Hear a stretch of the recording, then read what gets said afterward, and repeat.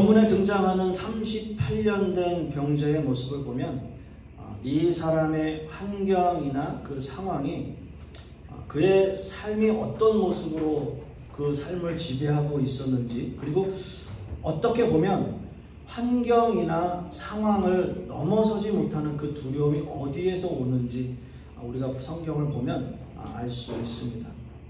오늘 본문은 한 군데 장소가 소개되는데요. 그것은 바로 베데스다 연못이라고 하는 장소입니다. 그 장소는 양문 곁에 있었고 그 명칭은 히브리어로 베데스다라고 설명하고 있습니다. 히브리어로 베데스다라고 하는 것은 베이트하고 헤세드, 베이트하고 헤세드, 즉 베이트는 히브리어로 집이라는 뜻이고요. 헤세드는 은혜라고 하는 뜻입니다. 그러니까 한국말로 하면 은혜의 집이라는 뜻을 가지고 있죠. 그곳에는 수많은 병자들이 모여 있었습니다. 그곳에 병자들이 모여 있는 이유는 천사가 가끔 내려와서 물을 움직이게 하고, 그리고 가장 먼저 물에 들어가는 사람은 어떤 병을 가지고 있다 하더라도 다 낫는다 라고 하는 이야기가 전해지고 있었기 때문이에요. 그런 이야기가 전해지고 있었던 장소. 그러나 이런 일들이 실제로 일어났는지는 알 수 없었던 거죠. 그리고 오늘 성경은 한 사람을 소개하고 있는데 38년 동안 누워있는 병자라는 거예요. 우리는 정확히 이 병자가 어떤 병을 앓고 있는지 알 수는 없지만 아마도 추정하건대 이 사람이 자리에 누워있고 손과 발이 오그라드는 그런 병을 가지고 있었다는 것을 미루어 보면 아마도 중풍병, 요즘으로 얘기하면 이제 뇌경색이나 이런 쪽의 병을 가리킨다라고 볼 수 있습니다. 또 한 가지 중요한 단서는 그가 병들어 있었던 시간이에요. 38년이란 시간. 38년이란 긴 세월 동안 그가 느낀 고통의 시간이 과연 얼마나 컸을까 생각하게 됩니다. 그 병자가 보낸 38년이라는 시간은 너무나 고통스럽고 괴로운 시간이었겠죠. 그리고 환경이나 그 상황을 본인이 뛰어넘지 못한다라고 하는 그 두려움과 고통 가운데서 베데스다 연못 옆에 누워있는 병자의 모습입니다. 오늘 이 38년 된 병자의 삶을 통해서 과연 진정한 은혜가 무엇인지 한번 살펴보기를 원합니다. 오늘 본문 말씀을 보시면 베데스다 연못에 수많은 병자들이 모여 있었어요. 본문 3절 말씀을 보면 그 안에 많은 병자들이 있었다라고 말하고 있고요. 그들은 모두가 다 하나같이 꿈을 꾸고 있고 희망을 가지고 있었어요. 어떻게 해요? 천사가 오기를 기다리고 있는 소망과 꿈이에요. 그러나 문제는 그곳에 있는 어떤 병자라 하더라도 누구보다 빨리, 누구보다 민첩하게, 누구보다 재빠르게 그곳에 들어갈 수 있는 사람은 없어 보이는 거예요. 다 불편한 병자들이기 때문이죠. 그래서 요한 사도는 오늘의 말씀을 통해서 굳이 그곳에 있는 사람들의 병명을 이렇게 밝히고 있어요. 먼저는 맹인이에요. 맹인, 앞을 보지 못하는 사람이에요. 다리를 저는 사람이에요. 그리고 혈기 마른 자들이라고 설명하고 있어요. 자, 여기서 말씀하는 맹인, 다리 저는 자, 혈기 마른 자들, 그 어떤 사람들도 쉽게 베데스다 연못에 뛰어들 수 있는 사람이 없어 보이는 거죠. 여러분 그렇게 생각하지 않습니까? 근데 여러분 베데스다 연못은 그 말씀, 그 이름 그대로 은혜의 집이에요. 은혜의 집인데 정작 여기에 소개되고 있는 병자들은 누구도 쉽게 그곳에 들어갈 수 있는 사람이 없다라는 거죠. 은혜라고 하는 말, 은혜라고 하는 그 단어의 사전적 의미를 보니까 이렇게 기록합니다. 고맙게 베풀어주는 신세나 혜택이라는 것을 의미하고 있어요. 내가 한 일에 대한 대가나 보상이 아니라, 내가 한 일에 대한 대가나 보상이 아니라 그야말로 무상으로 주어지는 혜택을 의미하는 거예요. 또 성경적인 의미로 본다면 인간에 대한 하나님의 자발적이고 제한 없는 사랑, 즉 은사 또는 은혜, 인간에 대한 무가치함에도 불구하고 그 크신 사랑으로 인한 사죄와 생명의 은혜를 주신 것을 은혜라고 그래요. 이것이 은혜예요.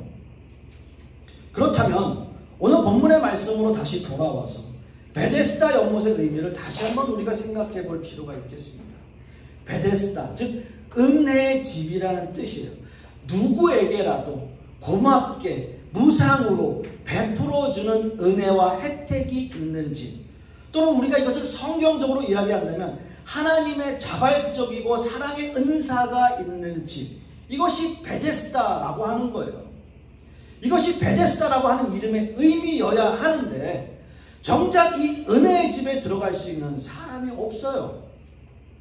그곳에 있던 모든 병자들은 은혜를 갈구하고 있지만 정작 은혜를 입을 수 있는 사람은 없다라고 하는 거죠. 베데스다 연못은 바로 그런 곳이에요. 은혜의 집이라고 이름은 붙여 있지만 은혜가 없는 곳이에요. 병자라면 누구라도 들어가고 싶지만 들어갈 수가 없어요. 그게 은혜의 집이에요. 그리고 또 한 가지, 은혜라고 하는 의미에는 누구라도 어느 누구에게라도 무상으로 베풀어지는 의미를 갖고 있는데 정작 그곳에 들어가기 위해서는 어떻게 해야 돼요? 경쟁을 해야 돼요. 치열하게 경쟁을 해야 되는 것이에요. 먼저 들어가야 돼요. 먼저 들어가기 위해 안간힘을 써야 돼요. 어느 누구에게라도 양보할 수 없는 곳이에요. 모든 사람들이 다 나의 적이에요. 나와 싸워야 될 상대이고요. 내가 살아남기 위해서는 남을 짓밟아야 하는 곳이에요. 그곳이 바로 베데스다예요. 은혜의 집이라고 말하고 있어요. 여러분, 이곳에 바로 은혜의 집이라고 이름은 붙여 있지만 정작 그곳에 은혜가 없는 이유입니다.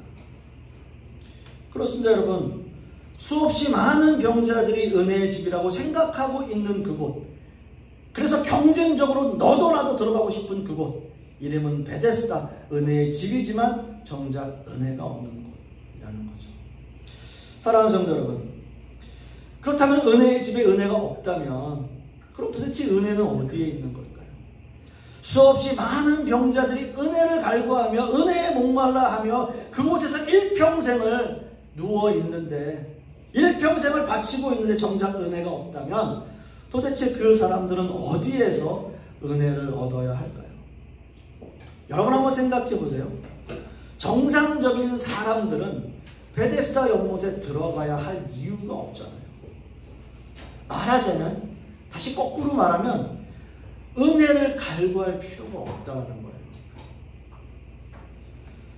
베데스다 연못에 들어갈 정도로 정상적인 사람은 그 사람 역시도 그것을 은혜로 받아들이지 않겠죠.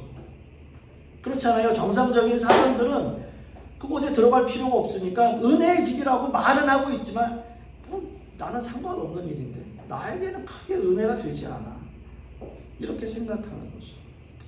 내가 수없이 많은 경쟁자들을 이기고 내 힘으로 들어갈 수 있다면 그것은 내게 보상이 아니에요. 그건 내 힘으로 일구어낸 거예요. 내 능력이고 내 자랑이에요. 그래서 나한테 은혜가 안 돼요. 정작 은혜가 필요한 병자들은, 환자들은 들어가고 싶어도 못 들어가는데 들어갈 수 있는 사람들은 그 은혜를 갈구하지 않는단 말이에요. 어떻게 보면 다 부질없는 행동들이죠. 병자들 중 누구라도 들어가기 힘들고 특히 자기 힘으로는 들어가기 힘든 그곳인데, 그런데 병자들은 목숨을 걸고 있어요. 왜일까요? 아마도 막연한 희망 때문일 거예요. 언젠간 내가 그곳에 들어갈 수 있겠지, 언젠간 내가 내 병 고칠 수 있겠지 라고 하는 막연한 기대를 걸고 있는 거죠. 그래서 38년 동안이나 거기서 누워 있는 거예요. 흔히 요즘 말로 이야기하면 희망 고문이에요. 희망 고문. 난 들어갈 수 있겠지, 언제가 내가 저기 들어갈 수 있겠지, 난 할 수 있겠지, 난 은혜 받을 수 있겠지 하면서 38년을 지난 거예요. 오늘 말씀에 이 병자 역시 38년을 기다리고 있었어요. 아마 처음 몇 년은 정말 희망적이었겠죠. 들어갈 수 있을 거야. 그렇게 세월이 38년이 되었어요. 38년이라는 세월 결코 짧지 않습니다. 어찌 보면 그 사람의 인생 대부분을 그곳에서 보낸 것이 아닐까라는 생각이 들어요. 자신의 인생 대부분을 그냥 그 자리에 누워서 보낼 수밖에 없는 비참한 인생을 살아가고 있는 이 병자에게 베데스다는 어찌 보면 정말 신락 같은 희망이었겠죠. 근데 죄송하지만 그곳에 희망이 없어요. 그냥 헛된 기대예요. 이 병자뿐만 아니라 수없이 많은 병자들에게도 그곳은 그냥 헛된 꿈이었어요. 모두가 그것을 은혜의 집이라고 바라보고 생각하고 있는데, 그래서 수없이 많은 병자들이 그곳에 모여 있는데 정작 은혜의 집에 은혜가 없었다고요. 오늘 본문 말씀 5장 6절에서 8절 말씀을 다시 보시면 이렇게 말씀하고 있습니다. 예수께서 그 누운 것을 보시고 병이 벌써 오래된 줄 아시고 이르시되 네가 낫고자 하느냐? 병자가 대답하되 주여 물이 움직일 때에 나를 못에 넣어주는 사람이 없어 내가 가는 동안에 다른 사람이 먼저 내려가나이다. 예수께서 이르시되 일어나 네 자리를 들고 걸어가라 하시니 라고 말씀하고 있습니다. 여러분 이 말씀 잘 보세요. 여러분 지금 함께 읽은 이 본문이 너무나 중요합니다. 예수님이 보시고 아셨어요? 예수님이 보시고 아셨어요? 예수님은 이미 다 아셨습니다. 이 병이 오래된 것을 아셨어요. 예수님은 모든 것을 다 알고 계시는 분이에요. 그리고 병자에게 이렇게 말씀합니다. 네가 낫고자 하느냐? 네가 낫고자 하느냐라고 물어보세요. 네가 낫고자 하느냐? 여러분 38년 동안 자리에 누워있던 병자입니다. 얼마나 오랜 세월을 기다리던 순간이에요. 얼마나 꿈에 그리던 순간이에요. 아마 이 병자 늘 꿈꿨을 거예요. 내가 자리에서 일어나는 거, 내가 다 굴을 털고 일어나는 거. 그때 그가 할 수 있는 한마디, 네 주님 낫고자 합니다. 주님 낫게 해주세요. 주님 믿습니다. 이렇게 대답을 해야 돼요. 근데 그렇게 대답을 안 하고 뭐라고 합니까? 주여 물이 움직일 때 나를 못에 넣어주는 사람이 없습니다. 이렇게 이야기를 해요. 나를 못에 넣어주는 사람이 없습니다. 그러니까 나를 저 베데스다 못에 넣어주세요 라고 말하는 거예요. 물론 이해합니다. 38년이나 병들어 누워있는 이 병자에게 이 연못은 정쟁터 같은 곳이었겠죠. 먼저 그곳에 들어가기 위해서 싸워야 되는 정말 격전지예요. 그렇기 때문에 예수님이 자신을 도와서 그 연못에 내가 누구보다 재빠르게 빨리 들어갈 수 있다면 맞겠지. 은혜가 없는 은혜의 집에 먼저 들어가기 위해서 안간힘 쓰는 그 사람에게 정작 이야기했던 사람은 그 은혜의 원천이신 예수 그리스도셨어요. 은혜의 원천이신 그 예수 그리스도에게 나를 좀 저기 연못에 넣어주세요. 여러분 참 아이러니하지 않습니까? 너무나 아이러니해요. 은혜의 집에 들어가기를 원하는 그 은혜의 집에는 정작 은혜가 없는데 그 은혜의 원천이신 예수 그리스도께서 그의 앞에 계신데 자꾸 은혜가 없는 은혜의 집에 자기를 넣어달래요. 그게 38년 동안 누워있던 병자가 하는 말이에요. 사랑하는 성도 여러분, 우리는 38년 된 그 병자의 모습에서 이 시대 교회의 우리의 모습들을 자꾸 성찰하게 돼요. 아직도 많은 사람들은 그 그림자인 베데스다를 바라봐요. 세상의 영적인 그런 병자들은 아직도 베데스다라는 그 연못에 들어가기 위해서 발버둥 치는 것 같아요. 베데스다는 은혜의 집이지만 그 이름은 너무나 그럴싸하지만 사실 그곳에 정작 은혜는 없는데 많은 사람들을 유혹해요. 누구라도 너희 중에 누구라도 여기 빨리 들어와. 너희들이 빨리 들어오는 게 가장 최선이야. 그러고 있지만 머뭇거리다가 니네들 천국 못 간다. 이러는 거죠. 하나님의 전적인 은혜를 무시하고 자신의 노력으로 모든 것을 이룰 수 있다고 생각하는 사람들, 다른 사람들 다 무시하고 그들을 짓밟고 올라서야 하는 사람들, 그것이 은혜라고 생각하는 사람들 많이 있는 거죠. 저는 간절히 소원하기는 그런 헛된 소망을 위해서 또는 헛된 기대를 위해서 싸우지 않기를 바랍니다. 은혜가 없는 은혜의 집은 더 이상 은혜의 집이 아니에요. 중요한 것은 그 은혜의 원천이신 예수 그리스도를 바라보는 거죠. 그것만이 진정한 은혜고요. 그것만이 우리의 삶을 풍성하게 할 거예요.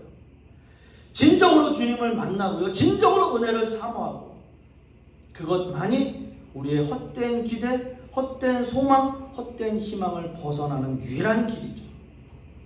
은혜가 없는 은혜의 집에서 벗어나서 진정한 은혜를 간구할 수 있는 저와 여러분이 되기를 바랍니다.